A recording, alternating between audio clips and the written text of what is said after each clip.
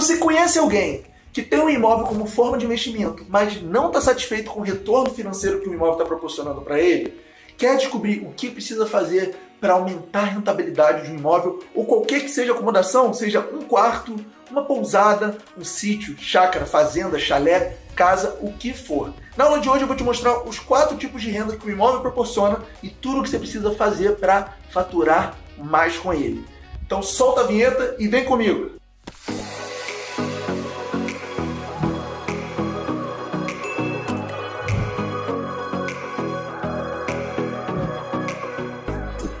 Seja bem-vindo, seja bem-vinda a mais uma aula Me Caça Sua Casa. E hoje é um tema um pouquinho diferente do que eu estou acostumado a trazer. Por quê? Porque quando eu faço uma aula, quando eu estou elaborando, montando, eu faço o seguinte exercício. O que as pessoas, o que os anfitriões, as pessoas que me seguem, têm interesse no meu conteúdo, querem de ajuda? Como eu consigo ajudá-las? E às vezes acontece com intervalo de tempo um pouquinho maior, é esporádico, mas ultimamente eu tenho recebido algumas perguntas de pessoas interessadas em saber uma coisa mais específica, que é o seguinte: Henrique, conheço uma pessoa que tem uma acomodação, tem um imóvel, não precisa nem necessariamente ser um imóvel, mas aqui o imóvel eu acho que ilustra melhor.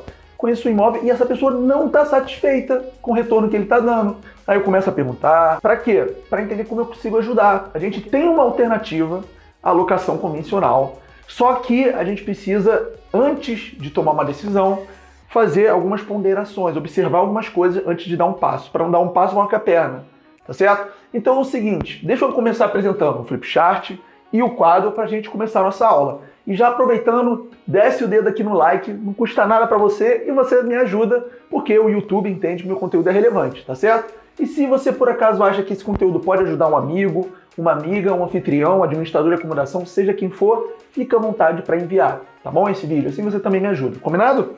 Então é o seguinte, como faturar mais com o imóvel? E eu coloquei o T versus o C de temporada ou convencional. Uma pergunta clássica: Henrique, vale a pena, justifica eu colocar acomodação X, Y, Z por aluguel de temporada? Ou é melhor no convencional? Canso de ouvir essa pergunta e eu falei, por que não gravar esse vídeo? E aí, antes de começar, a entrar na resposta, na parte técnica, é preciso que você entenda o seguinte: não tem resposta certa, não tem resposta errada, mas tem algumas coisas, algumas considerações que a gente pode e deve fazer para quê? Para tomar a decisão que faça mais sentido, tá bom? Porque eu já vi de tudo, inclusive já aconteceu comigo o quê? Acomodações que não tinham nenhum potencial aparente, longe de praia, localizações remotas, uma acomodação bem comum e ter sucesso com a temporada, com a locação por temporada. Então, às vezes, por mais que a gente tente racionalizar ou entender tudo, às vezes só no campo de batalha, só na prática, para a gente realmente saber. Mas aqui eu vou mostrar com vocês alguns exercícios, algumas perguntas que a gente tem que se fazer antes de tomar essa decisão, combinado? Então vamos lá. Qual que é o primeiro passo para a gente avaliar se vale ou não vale a pena considerar uma acomodação ou um imóvel, por temporada ou convencional? O que a gente tem que enxergar, visualizar, colocar em jogo, para entender se faz ou não sentido?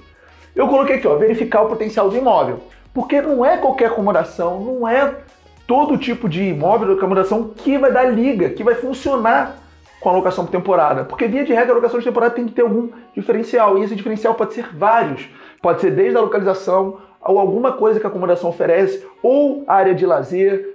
Tem muita coisa que pode ser, tá? Muita coisa. Então, eu vou trazer aqui para vocês as principais, tá? E alguns termômetros para a gente sentir se naquela região ou se ali faz ou não sentido, tá bom? Verificar o potencial do imóvel. Qual que é o primeiro passo aqui? O que eu recomendo? Dá uma olhada na localização.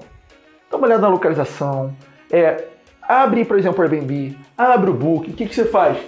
Vê se tem hospedagens próximas, se tem hotéis, se tem pousada. Hotel, pousada ou outras acomodações por temporada são um bom sinal que naquela região, naquela cidade, tem movimento, tem demanda, tá certo? E aí a localização, é claro, se for uma localização próxima da praia, provavelmente tem pessoas interessadas. Ou, enfim, se tiver algum atrativo, perto de algum ponto turístico, algum centro de convenções, ou alguma coisa que atraia pessoas, atraia hóspedes, pode fazer diferença, tá? Normalmente faz, tá? Então, por exemplo, localização e hospedagens próximas são bons exemplos de atrativos para locações por temporada. O que mais? Estado e condição. Também não adianta estar com a parede caindo, uma acomodação só parede branca, que não vai ter um diferencial. Tem que estar no mínimo ali para a gente conseguir o quê? Tirar boas fotos, chamar a atenção na plataforma e os hóspedes terem uma experiência positiva, porque você não gostaria de ficar no hotel, numa acomodação por temporada, o que for, com as paredes caindo ou mais ou menos. O que é muito comum com a alocação por temporada é, já que é por temporada, coloca as coisas usadas, deixa o que tem, porque o hóspede não cuida. Não é assim. E o que eu vejo é que pessoas com essa mentalidade, coloca lá o que tiver, é hóspede mesmo, ainda depois reclamam que não tem resultado. Mas é claro, olha como você trata os hóspedes. O negócio não é prioridade para você. Então, é difícil de conseguir resultado com essa mentalidade. E aí a gente está falando o quê? De estados e condições. Tem que estar numa condição preservada, num estado bom, decorado, mobiliado. Mobiliado tem que ser, né? Agora, decorado, aí é um diferencial, tá certo? Então o que eu recomendo? Tem que dar uma caprichada. Não dá para deixar o imóvel de qualquer jeito, tá certo? Condições e regras. O que eu estou falando aqui? Tem condomínio que veta a locação por temporada, então tem que ficar de olho, tem que ver se pode. Mas isso é fácil de descobrir, é só pedir a convenção ou dar uma olhada se tem alguém que divulga por temporada ali em qualquer plataforma. Mas é bom dar uma lida antes. E as regras, tá? Para usar piscina, tem condomínio que eu administro, que a regra tem que ter um atestado médico. Então tem que ficar bem antenado nas regras para não dar mole. Aí depois o hóspede chega, você colocou foto da piscina, mas tu não avisou que precisava de não sei o que para acessar a piscina, o hóspede fica chateado, te avalia mal, você fica chateado com a avaliação ruim, e aí ninguém sai ganhando, todo mundo sai perdendo. Então é bom você estar por dentro, até para saber quais regras, as instruções, para que o locatário, por temporada, tenha uma experiência positiva ali, certo? O que mais? Custos fixos. Olha só, às vezes, o que pode acontecer é numa boa localização, tem hospedagens próximas, mas, por exemplo, aqui eu moro no Rio de Janeiro, na Barra da Tijuca, tem várias acomodações que o custo fixo é muito alto. E aí o aluguel de temporada não daria tanta liga. O condomínio é R$1.500, R$2.000, é uma coisa de louco. Então tem que entrar na conta isso daqui. Às vezes, por os custos fixos ser muito alto, mesmo que tenha algumas boas condições, pode não fazer tanto sentido, tá? Mas assim, via de regra, isso não é um impeditivo não, tá? Não é. Mas em alguns cenários, eu mesmo já vi alguns, se o custo fixo for muito alto e não tiver tudo isso aqui muito atrativo, dificilmente você vai conseguir ter um ótimo resultado. O primeiro passo para você saber a melhor forma de rentabilizar um imóvel, você tem que passar por isso, verificar o potencial. É fazer um estudo, uma análise, mas não precisa entrar em parafuso, ficar, ai meu Deus, como eu faço? Gente, simplifica. Simplifica. O que simplifica?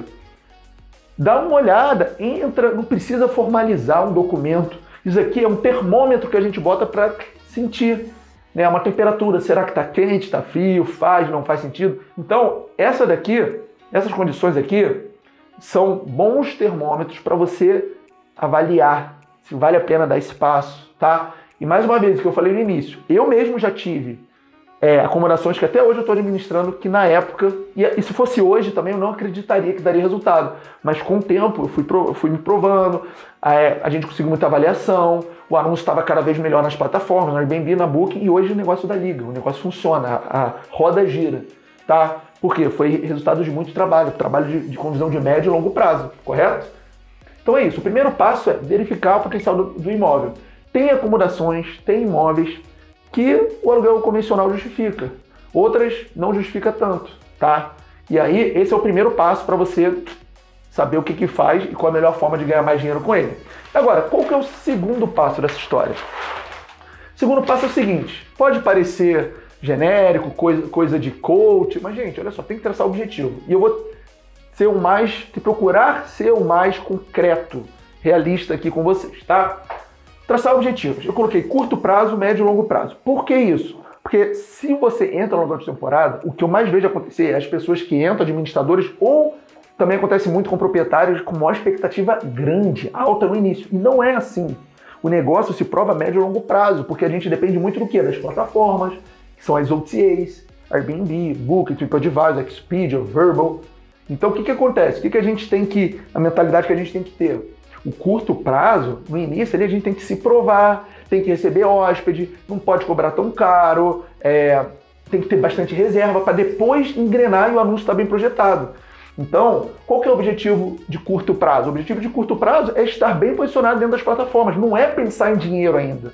O de médio e longo prazo, aí beleza, já pode pensar em aumentar, de repente, o valor da diária, alguma coisa assim. Mas agora, curto prazo é para trabalhar o anúncio, dar mais tração nas principais plataformas com potencial de retorno, que é, no caso é o Airbnb e Booking, tá certo? E aí, o médio e longo prazo, sim, aí a gente já pode começar a traçar os objetivos. Eu coloquei alguns exemplos, vamos lá. Superar o aluguel convencional. Olha que maravilha, olha que maravilha. E a boa notícia é que eu, Henrique, eu sou prova viva que isso é possível. Sabe por quê?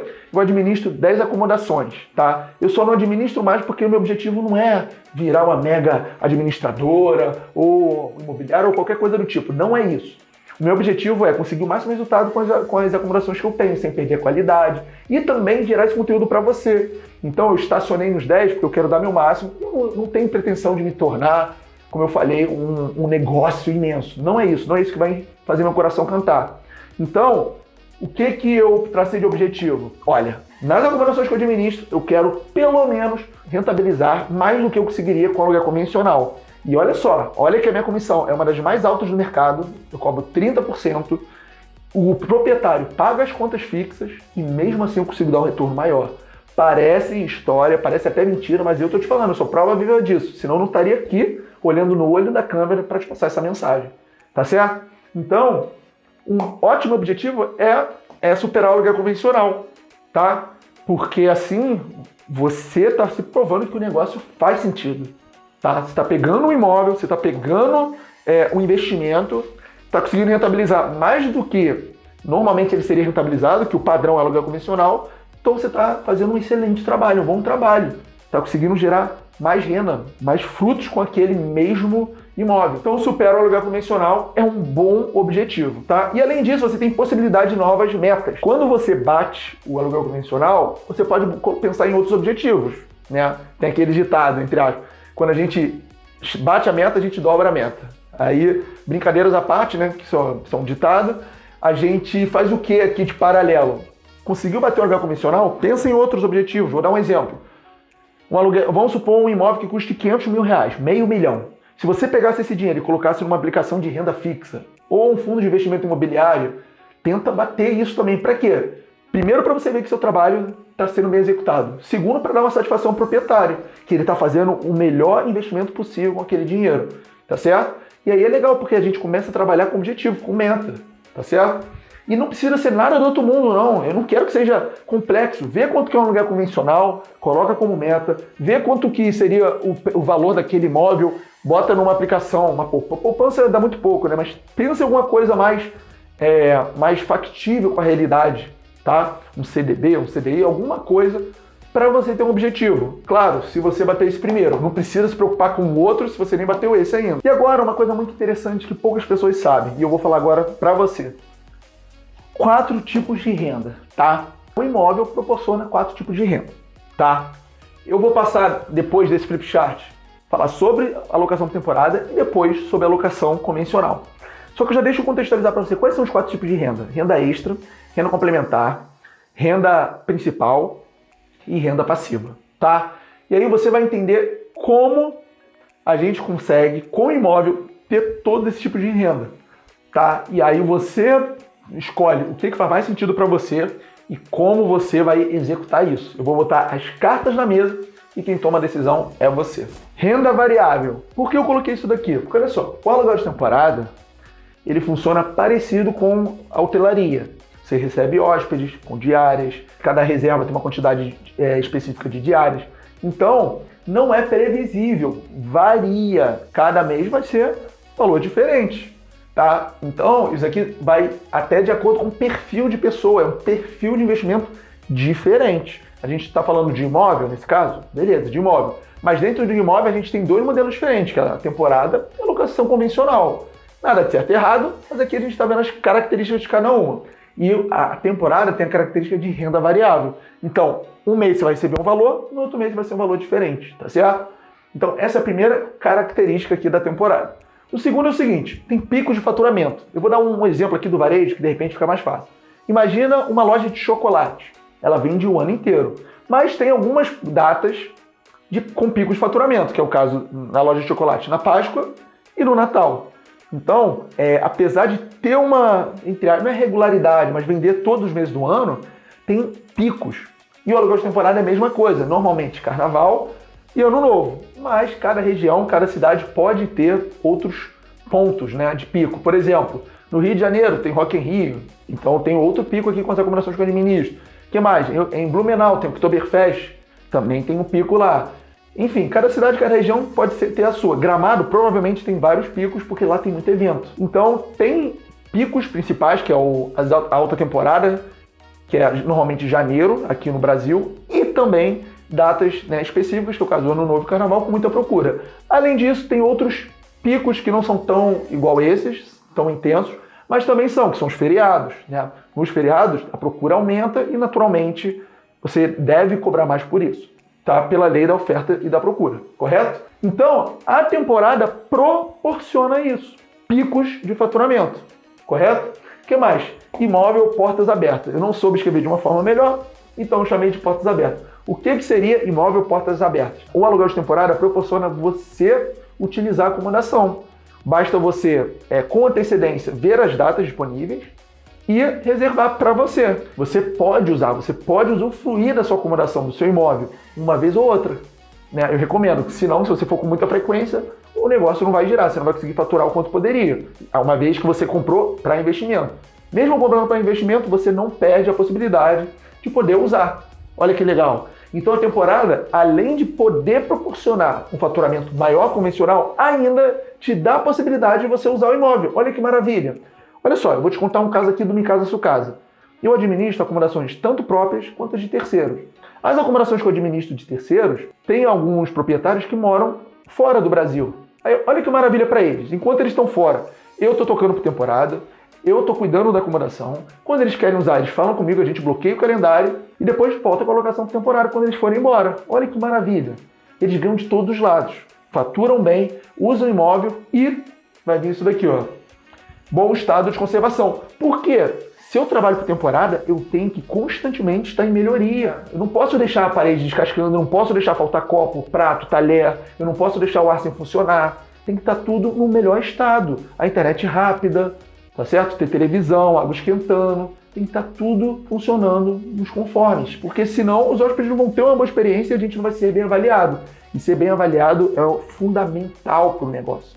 É fundamental para quem trabalha com hospedagem, porque a gente depende das plataformas. E quanto melhor avaliado, quanto mais avaliação, mais confiança passa para os hóspedes, melhor a gente fica posicionado na primeira página e a coisa vai acontecendo. Então, o proprietário, quando o imóvel tem compatibilidade para alocação por temporada e o proprietário coloca na mão de um bom administrador, e esse bom administrador pode ser você, todos os meus vídeos aqui no YouTube podem te ajudar com isso, o que acontece? Você tem a possibilidade de rentabilizar mais do que o aluguel convencional, o proprietário pode usufruir do imóvel e você vai deixar ele sempre num estado bom de conservação, sempre bem equipado, na melhor condição possível, para que isso faça os hóspedes terem uma boa experiência e volte para você em forma de avaliação. Então, olha só quanta coisa a temporada não proporciona pra gente, tá certo? E por fim, olha que interessante, por fim não, né? Sem risco de calote. Isso daqui parece genial, mas o que acontece? O aluguel de temporada, a cobrança, ela é realizada antes do negócio acontecer. Então, dependendo da onde você anuncia e das suas políticas, você pode cobrar antes. Por exemplo, no Airbnb, o Airbnb que é o responsável por pegar o dinheiro do hóspede e passar para você. Às vezes o hóspede nem paga para o Airbnb, mas o Airbnb repassa para você. Tem plataformas que você pode ser o responsável. Se você quiser cobrar 50% no momento da reserva, você que cobre, não tem problema. Agora, o risco de calote não existe. Ou você pode chegar lá e não deixar o hóspede entrar. Só vai existir se você deixar, se você abrir uma exceção, se você abrir as portas do apartamento, da sua casa, se ele não tiver pago. Aí é outra história. Mas que tem ações que dependem de você para você não tomar calote, isso eu garanto, tá certo? Então, não tem risco de calote. E por fim, a gente tem os 3 tipos de renda, os 4 tipos de renda, olha só. Principal, extra, complementar, passivo. Eu comecei com o aluguel de temporada com uma renda extra. Por quê? Na época eu trabalhava numa consultoria e tocava em paralelo. E aí comecei a tocar o imóvel por temporada, começou a dar certo, peguei outras acomodações, chegou no ponto que eu tive que tomar uma decisão. E a decisão foi eu sair da consultoria para dedicar integralmente ao aluguel de temporada. E aí o que aconteceu? A coisa começou a acontecer, peguei mais acomodações, deixou de ser minha renda extra, virou minha renda principal, minha principal ocupação. Então eu sou um exemplo vivo que eu saí da extra e fui para a principal. Hoje eu vivo do aluguel de temporada, pago minhas contas e eu vou muito bem, obrigado. Por quê? Por conta dos resultados que eu gero. Só que também pode ser complementar. Qual a diferença da extra para complementar? A renda complementar é, você já tem uma renda, essa renda complementar, ela complementa e você depende dessa renda para manter seu padrão, qualidade de vida, tá? A extra não. A extra é uma renda a mais, tá certo? A complementar não. Você tem outra fonte de renda, mas você também depende dessa para manter o seu padrão, correto? Então o aluguel de temporada pode ser tudo isso. E passiva também pode, mas é um pouquinho mais difícil, por quê? Para ser passiva, você tem que ser o dono do imóvel, da acomodação. E aí, você pode deixar na mão de algum administrador, como o Mikasa Sukasa, mas agora eu não estou pegando mais acomodação para administrar, e você vai ficar ganhando dinheiro sem trabalhar. Isso é renda passiva. Dá para ser também, mas você precisa necessariamente ser o dono do imóvel. Se você não for o dono do imóvel, você tem esses 3 tipos de renda com alocação por temporada. Então, olha só, aqui a gente já pincelou os principais pontos, né, as características que a alocação por temporada pode te proporcionar. E mais uma vez, lembrando, não tem certo, não tem errado.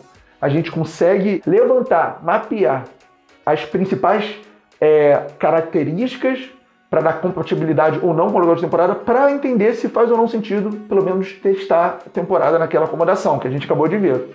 Só que agora que a gente falou de temporada, vamos falar do aluguel convencional, né? Afinal de contas, a gente quer entender qual é a melhor forma de rentabilizar um imóvel. O aluguel convencional é uma renda fixa, é uma renda estável. O inquilino sempre vai pagar aquele valor que você combinou com ele. A não ser quando passar o tempo de contrato que vocês colocaram um reajuste. Normalmente algum índice, um IGPM, alguma coisa assim, tá certo? Mas a renda vai ser sempre fixa. Não vai variar, não vai ter oscilação, nem para baixo, nem para cima. E é uma renda passiva. Por quê? Porque você não tem trabalho. Ou você contrata um corretor, ou você bota no quinto andar, mas você não tem trabalho. Você não precisa, né, parar suas coisas e correr atrás. Não, a não ser que você queira. Mas assim, uma característica do aluguel convencional é ser uma renda passiva. Você tem o seu imóvel lá, você vai ganhar um dinheirinho por mês, e é isso. Tá? Isso é o aluguel convencional. Tá? Isso aqui, no aluguel de temporada, só é possível, como eu te falei, se você deixar na mão de algum administrador. Certo? O que mais no aluguel convencional? São contratos longos, são contratos específicos, contratos com outras cláusulas. E o fato desse contrato ser do aluguel convencional traz outros impactos, que a gente vai entender agora. Ó. O imóvel é do inquilino. O que eu quero dizer com o imóvel do inquilino? Lá na temporada eu chamei de portas abertas. Aqui eu poderia ter chamado de portas fechadas. Por quê? Porque é o uso exclusivo dele. Se você quiser usar, se você tiver alguma emergência, sei lá, se por algum motivo você quiser ir ao imóvel fazer alguma coisa, você não pode. Você não tem poder de ação, você não tem poder de decisão sobre o imóvel que é seu. Tá? Não estou falando que isso é certo, não estou falando que isso é errado, só é o que é. E aí, você não tem a possibilidade de usar, pelo menos durante o contrato acordado com o inquilino. E outra coisa é o seguinte, a conservação também é responsabilidade do inquilino.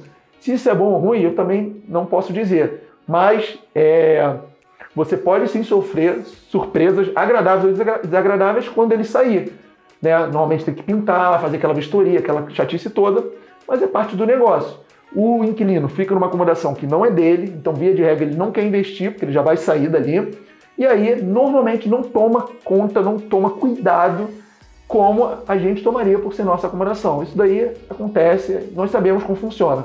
E, queira ou não, é uma característica do aluguel convencional. E por fim é o seguinte, existe uma possibilidade de calote. Eu me arrependi de botar a palavra possibilidade, a melhor palavra aqui seria risco de calote. Por quê? Porque tem pessoas que não fazem um contrato da forma que é para fazer, né? Tem pessoas que fogem de formalizar para não pagar imposto para o governo, isso está muito errado, mas fazem. E, por exemplo, veio o coronavírus. No coronavírus, a própria justiça deu causa para alguns inquilinos que não tinham condição de pagar. E quem ficou perdendo essa história são os donos do apartamento. Porque os donos dos apartamentos tinham investimento, que é o imóvel, às vezes dependia daquela renda para pagar alguma coisa, para, enfim, seja o que for, e os juízes determinaram que os inquilinos deveriam negociar, que não poderiam ser expulsos, enfim. Eu não estou aqui para criticar, muito menos decisão jurídica, que eu não entendo nada, mas o que eu estou aqui para dizer aconteceu. E quem saiu perdendo essa história foram os proprietários, os donos dos apartamentos, e não os inquilinos que estavam durante a pandemia. Eu sei que a pandemia foi um cenário extremamente fora da curva, mas a gente viveu isso, e quem viveu sabe exatamente o que eu estou falando, tá certo? Então, muitos proprietários não receberam o quanto gostariam, e sempre tem um risco de calote, tá? Às vezes o inquilino não paga, às vezes o inquilino atrasa, mesmo se você puder entrar na justiça, demora para ter o dinheiro. Existe essa possibilidade, tá? Existe. Então, eu coloquei aqui. E essa foi a última característica que eu coloquei para falar do quê? Do aluguel convencional. Para quê? Para que você consiga enxergar um lado e o outro lado e entender as diferenças. E mais importante que isso, será que é possível que tem compatibilidade uma alocação por temporada em alguma acomodação que você conhece, que estaria disponível? Esse é o exercício que eu deixo para você. E deixa eu te pedir mais uma coisa, já que você chegou até o final, coloca aqui nos comentários se ficou alguma dúvida, ou se você gostaria de uma aula com algum outro tema, porque muitas dessas aulas eu gravo pegando carona em alguns comentários. Porque eu estou vendo que vocês estão interessados, vocês querem saber, eu venho aqui e meto bronca na aula, tá certo? Deixa no comentário, se você não deixou o like, deixa o like, se inscreve no canal para receber outros conteúdos igual a esse. Espero que você tenha gostado e até a próxima.